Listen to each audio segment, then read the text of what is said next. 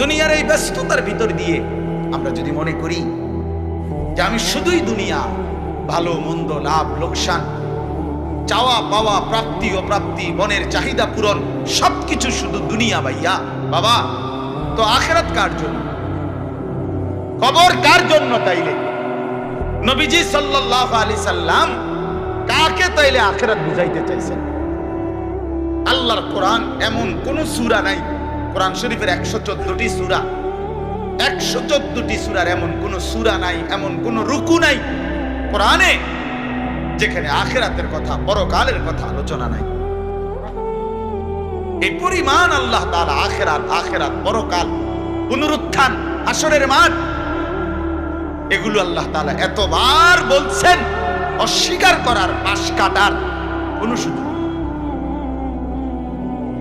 নেই।